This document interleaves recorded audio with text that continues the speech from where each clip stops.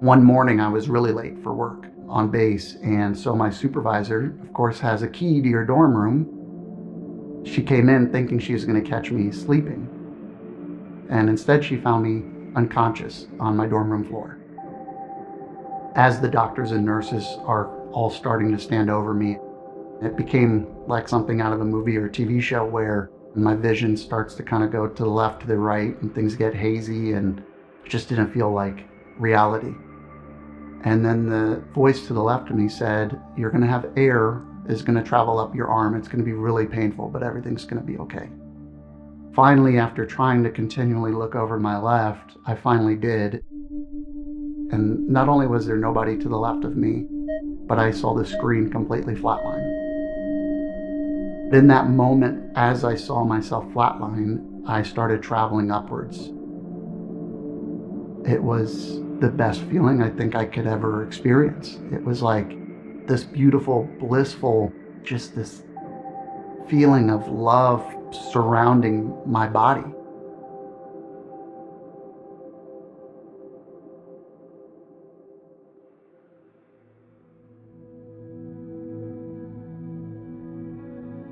My name is Chase Schuyler DeMeo, and I grew up in Orlando, Florida. My grandparents actually adopted me from the day I was born. My mother had me way too young. She was 17, and my biological father had no interest in being in the picture. But luckily, my grandparents had already adopted quite a few other children. So I actually have two Korean sisters, a Korean brother, and a black brother. You don't think about, your grandparents adopted you and your parents are different until you start going to school and people start pointing out that you don't look like your siblings. We would go out to eat and people would ask, "What church are you with?" Because it didn't make sense that all of these different looking kids are all part of the same family. We would pile out of an actual, Tropic Traveler bus, if you remember those. And we just had this great childhood.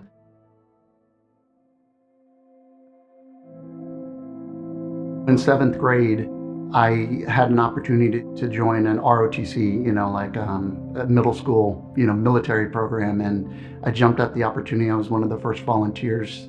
My grandfather served in the military and my great grandfather served in the Navy. And so there's always this something inside of me that said, this is what you need to do as well. Certainly wasn't a burden. It was something that I was really excited to feel that call of, to go and defend the country that I really loved. And so as soon as I could join, the second I turned 17, I joined the Air Force because my dad, who served in the Army, said, "If you're going to join any branch and you're going to let me sign paperwork for you to join, you're going to join the Air Force." Because I think he was always a little jealous of how good the Air Force had it. And, as a parent, you want the best for your kids. So the Air Force it was. From basic training, I joined as a SERE instructor, SERE, and that's Survival, Evasion, Resistance, and Escape. The job of a SERE instructor is to essentially learn the terrain for pilots, and then you would train the pilots if there was ever a mishap or an accident, how to survive off the land. Not long into that training, I injured both of my knees. It was just a training accident, unfortunately. It's like getting hurt in practice. It's kind of embarrassing, but both kneecaps kind of came out and ruptured out. And the surgery that they were going to do is called a lateral release, and it's where they reset the kneecaps back in. Looking back now, I probably could have rehabbed it without surgery and still been doing the original job, but the surgeon in the Air Force said that surgery was the best course at that time. And unfortunately, the knee surgery wasn't a success.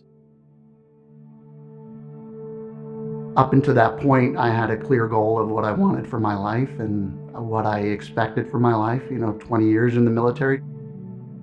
And once the knee injury happened, it started to crumble, my goals and my vision for my life. It was catastrophic for me. I didn't know what I was going to do. And I started to get really scared and really nervous. My friends were worried about me just because I felt like my life was caving in. They start this process of retirement where they say, your body is no longer good enough, to stay in the military, and it is a long process. During that time, I started showing up late. I was young and a little bit unprofessional in that sense, where I knew I was going to get out of the military. So what are they going to do? Are they going to fire me? So I would show up late every once in a while to my office. So one morning I was really late for work on base. And so my supervisor, of course, has a key to your dorm room. She came in thinking she was going to catch me sleeping. And instead she found me unconscious on my dorm room floor. So they sent me immediately, of course, to the Langley Air Force Base Hospital, where they hooked me up to every machine possible, started doing blood work, started doing tests to figure out why I was unconscious on my, dorm room floor. And they couldn't find anything wrong. I was young and I was in the best shape of my life. There was just really no reason why I should be unconscious, right? So they, of course, looked into everything that a doctor should look into. Was he on drugs? Was he drinking? Was it something like that? And at the time, I never touched a drug, still haven't. So they just couldn't make sense of why I was unconscious. So the nurse then said, we're going to do a couple more tests. We're going to do a chest x-ray on you. And if we can't find anything, then we're just going to send you back home. It just, there's really no reason for you to be here still. When she fiddled with my IV, she walked out of the room. From that moment, everything changed. I heard the alarm start going off, and it became like something out of a movie or a TV show where the alarms are going off and my vision starts to kind of go to the left, to the right, and things get hazy, and it just didn't feel like reality.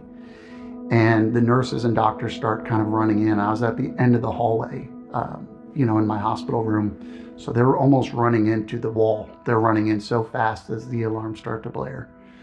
And I obviously, of course, knew something was really wrong. As the doctors and nurses are all starting to stand over me and work on my body, somebody sat down to the left of me and started stroking my arm, telling me everything was going to be okay. And while this alarm is going off and while people are shouting and you can hear the nervousness in their voice, I was very aware that they knew something was wrong. And then the voice to the left of me said, you're going to have air is going to travel up your arm. It's going to be really painful, but everything's going to be okay. The pain that started to come up my arm, the best way I can really describe it is like a silver bullet, just a giant bullet. It felt like something 5-10 times too large in that vein. It was so painful that you could almost feel every kind of centimeter or inch of it traveling up. I mean, it really was like a train headed towards, my heart. And I remember my right leg kind of kicking up in the air while those nurses and doctors were above me, just kind of like a natural reaction or reflex to this pain traveling up the arm. But the calm voice to the left of me was so assured and petting my arm. And at the time, you're a military guy, the thought of having a guy kind of stroke my arm, probably if you would have asked me then, was like, I don't want a guy stroking my arm, what are you doing, But it was so calm and reassuring to have somebody to the left of me just saying, it's going to be fine, it's going to be okay. It's such a weird feeling to feel so calm while you're experiencing so much pain, which is really confusing. And while nurses and doctors are shouting at each other, I could so vividly hear the voice to my left was so calm. Finally, after trying to continually look over to my left, I finally did. And not only was there nobody to the left of me, but I saw the screen completely flatline. In that moment, as I saw myself flatline, I started traveling upwards.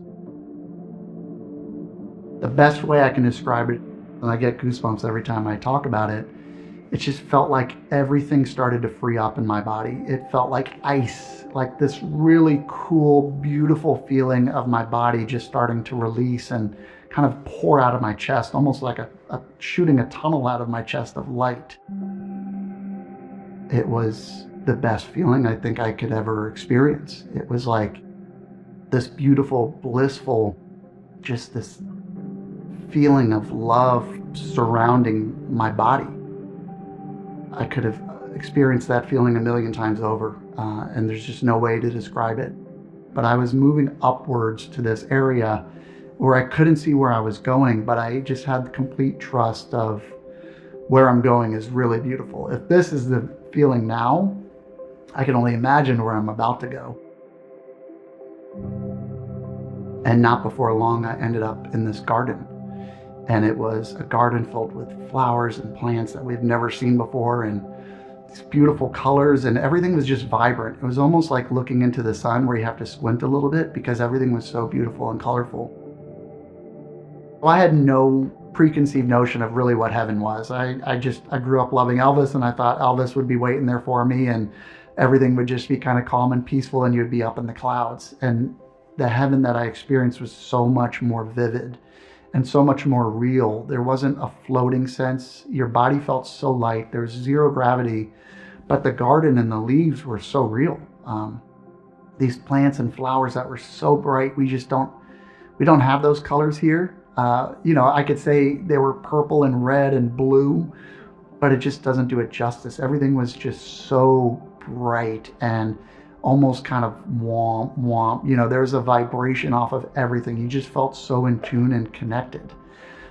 When we walk past the tree or we walk down a sidewalk now, you might say, oh, that's a beautiful plant or a beautiful flower, where in heaven it felt like I was feeling the plants and the flowers. When you dream, you don't necessarily feel something. You kind of envision it, and if you're dreaming, you're off in this little world. This was so real because I was feeling things, and I felt the grains of dirt in between my toes, and I hate being barefoot, so it was a vivid memory for me that I could actually feel dirt in my feet. And ahead of me, I saw a gentleman in a robe, and he was chasing after a little boy, about 3 or 4 years old, little curly-haired blonde boy. The little boy was kind of running ahead, looking back. He was being cheeky, and as I see the boy running, I'm just watching this beautiful interaction, almost like father-son. And I watched this little boy just so happy and so purely enjoying his life. And until I got close, then you kind of look down and go, oh my gosh, that's me. I forgot I had blonde curly hair, and I used to be that happy, and I used to just laugh all the time and smile constantly as a kid growing up. No matter what was going on around me, it was always I was always a happy kid. And I think I had forgotten that by that time. By the time I was 19, I was taking life so seriously. I was so worried about career and military and all these things that I had so forgotten about being that happy little kid. And so that was a beautiful reminder of how I used to be. As I see the man turn to me, I immediately knew it was Jesus. And I should say too, Jesus didn't look like what I would have thought he would have looked like, but I was so certain it was him. He had short brown hair, piercing green eyes, and the biggest grin possible. But growing up, you see a man with long blonde hair a lot of times, and really skinny, and this man was just a healthy, peaceful man in a robe. But as sure as you're sure of what your left hand and your right hand is, and you look in the mirror and you know it's you, I knew it was Jesus. And in that moment, Jesus turned to me and he basically showed me, this is what your life should be. Spreading light, love, and laughter. Almost like a sense of a reminder that you've been here and you already know this. Like you have forgotten it, but you've always known about the joys in life, about finding any reason to make yourself smile throughout the day. And this reminder that you're taking life way too seriously. At that time in the Air Force, I really thought my life was over. Everything that I had trained for and hoped for and envisioned for my life was done. And that conversation alone was enough for me to say, okay, I'm focusing on all the wrong stuff here. I'm focusing on a career. I'm focused on money. I'm focused on making sure I can make a car payment, when really none of that at the end of the day matters. It's feeling fulfilled and feeling like I have given back to the world of making people smile. And it was such a good lesson of, this is what life is supposed to be forever. You're supposed to always find joy and laughter and happiness. And we stood there for quite a while, and time stands still. I couldn't say if it was 5 minutes. I couldn't say if it was 5 hours. It was this amount of time for me to get so much knowledge that I felt like I already knew. But it was such a friendly relationship that felt like I had spent so much time with him in the past. And before I knew it, he kind of joked and smiled and said, you have to go back. And I didn't argue. I said, yeah, I know. And it was such a reminder that I have been here multiple times. Maybe not as dramatic as a near-death experience or being flatlined, but I have been there so many times that it was just a kind of, better, you can't stick around here too long, you've got to go back. And I said, okay, I understand. And it was just this very playful, friendly thing, just like you're saying goodbye to a friend. You know that you've seen him before and you're going to see him again. So you're just saying bye for now. And it was very peaceful. There was no part of my body that said I wanted to stay. It was just like, spending time with a friend, and you've got to go back to your house before you go back home again, and it just felt like it was so understood that I had a lot more to do. And before I knew it, I was back in my body in a different city, off base. So the Air Force during that time had sent me off base to Hampton, Virginia, to a different hospital for me to be pronounced dead. And I woke up and I started opening my eyes. And of course, at that time, when you have the best dream, you think it's a dream, and you kind of close your eyes to go back, and you open your eyes again, like that. I can't go back right now. And my eyes were open and my body felt completely normal. I had no pain in my chest. Obviously the confusion had set in of I'm not in the same room I died in, and the people walking past the hallway are not in military uniforms. So it was very clear that I wasn't on base anymore. Before long, a nurse had peeked in, and I said hello, and she looked frazzled, and she said, I'm going to go get a doctor, and took off and ran away. And a doctor came back in and said, I don't know what to tell you, but we're going to send you back to the Air Force, and they can do what they want with you. And that was it. I got a chance to call a friend and got on the phone with them and said, I just died. Can you come pick me up from the hospital? And they said, of course. And we did what every person who would die and come back does. And we went to Chick-fil-A because I was starving. I guess death made me very hungry. And we went to Chick-fil-A, and I said, I'd really like to get out of town for a couple of days. I was really just confused, and I didn't want to go back and sit in the same dorm room that I was in. And we went to Washington, D.C. for a couple of days. Saw all the monuments and took pictures. During that time, my left arm was just black and blue. The bruising was so bad from that air traveling up to my heart. I went back to the hospital again because the bruising on my arm was still so bad. And I wanted an answer. I wanted to make sense of it. Why did I die? Why did I experience, the flatlining? And so I went back to the hospital, and they documented what had happened to my arm. And they wrote an entire paragraph of patient suffered an air embolism. That's when air travels up to your heart.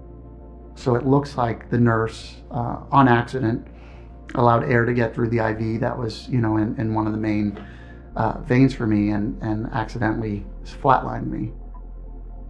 But the nurses and doctors, they couldn't make sense of it either. I don't know how many people that they saw flatline survived.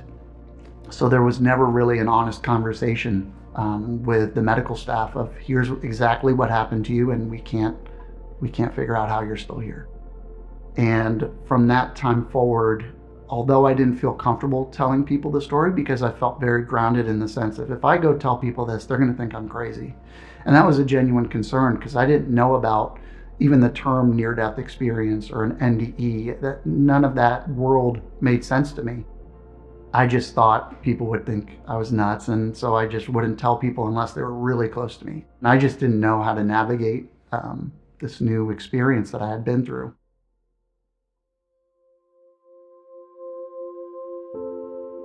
By July 8th, 2008, so just a few months later, I was fully retired from the military. Within a week of me getting back, my life changed so dramatically. Anything that I had thought looked fun growing up, or anything that interested me, I said, I'm going to go do it now. I joined a breakdancing club at a local university that I didn't even go to. I ended up doing stand-up comedy for a little bit. I got into photography and I got to photograph people's weddings. I learned how to ballroom dance and became a ballroom dance instructor. And I just was almost like checking these things off of a box of like, I have another opportunity to be here and I'm going to go out and enjoy life. And I just did a huge list of things. I got to host, contests with celebrities and get to go on TV, and I got to be an announcer for a local baseball and hockey team in Norfolk, Virginia for a couple of years. I wanted so badly to do things that made me happy and I could spread the light, laughter, and love that I was told to continue to share. But then this part of me unfortunately said, no, it's time to grow up. You have to grow up now. You have to go get a real person job. So I took a job working for a radio station, and it was a very corporate job. And I did that for quite a few years. And it was fulfilling. I paid my bills. We got a nice house, but that's when really I started to feel guilty that I became selfish and I wasn't sharing laughter with everybody. I was sitting in an office and I was not able to create memories for people anymore. And I went on a retreat.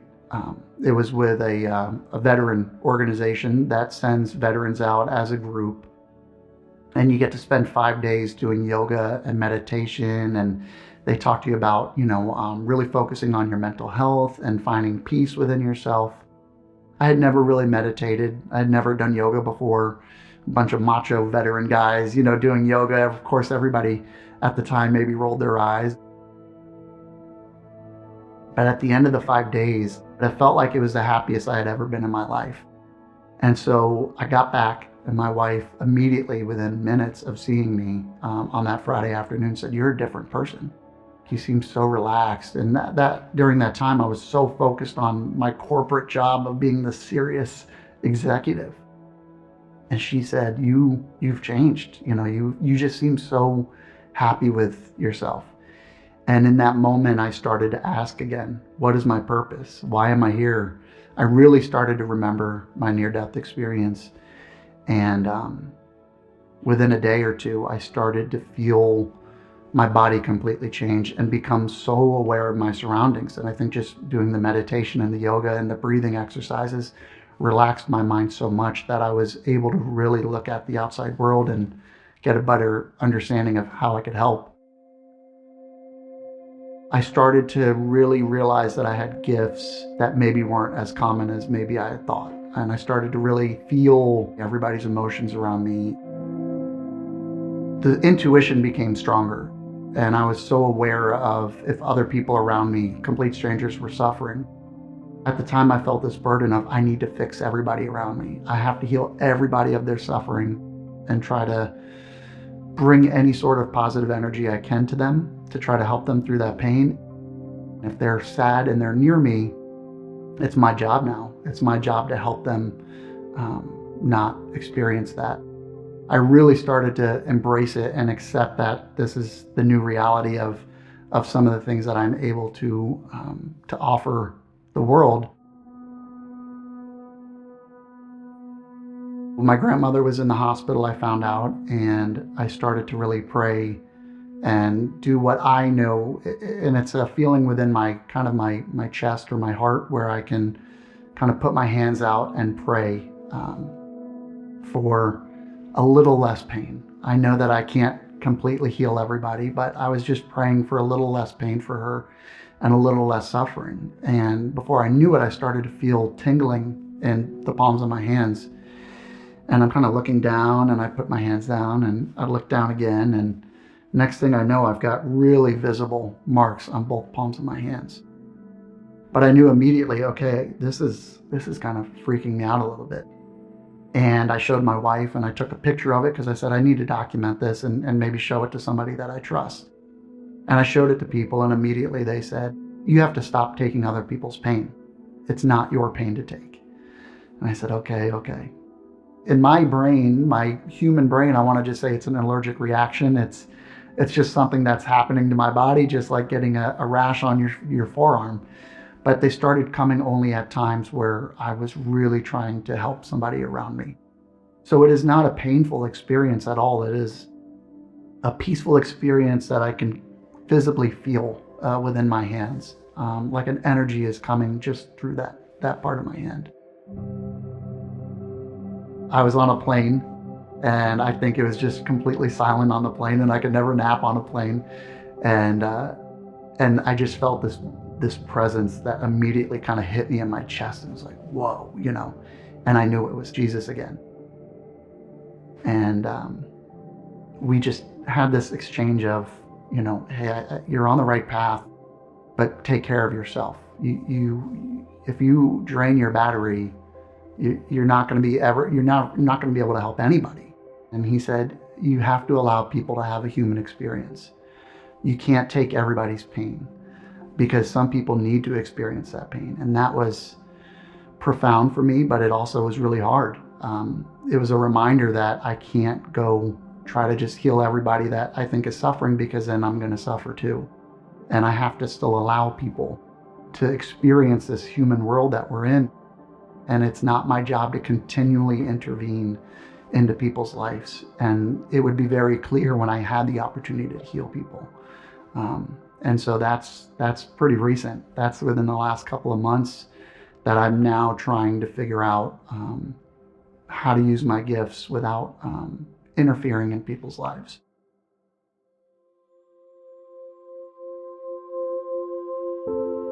It's hard to experience what I experienced and not come back a different person. Laughter, smiling. It's such an easy thing. It's free. It's just like breath, right? Like, we can breathe for free. We can pray for free. We can meditate for free, and we can laugh for free. We can find joys in everything. And we live in a world right now where it seems like we're so separated. I drive past the bus stop that I grew up going to almost daily, and I had great memories as a kid, laughing and playing right before school. Nowadays, the kids are all 10 feet apart from each other on their phones, and that's tough to watch. To me, smiling and laughter and being close to people is what I think is the best medicine for us. My understanding is that we all are here to serve a very specific purpose. And not everybody's life's purpose has to be this big holy one, that we're meant to all have different goals and different personalities, just like a fingerprint is meant to be different. But for me, it's to continually learn and evolve. When you're a little kid, and when I was that little boy that I saw in heaven, when you're that age, you're absorbing everything, and you're continually learning, and you're experiencing everything through a view of everything is great. You don't have these grown-up constraints and stresses on you. And so I try to do that now, is continually try to learn, to stay in school, getting alternative medicine degrees, getting a ministry degree. And after that, I'm going to school again. And I think as long as we continually learn, I think we're going to leave the world in a better place. As long as we learn from history and learn from past mistakes. My grandmother has always said that education would heal the world. And I do believe as long as we are continually learning, that we are setting the next generation up to continually make it better. Knowing that, education looks different to everybody. Whether you're actually in school, or you're reading a book every day, or you're reading the news every day, as long as it's educating you and not just making you more depressed, I think that is the meaning of life, is learning, evolving, and making everything better than how we came.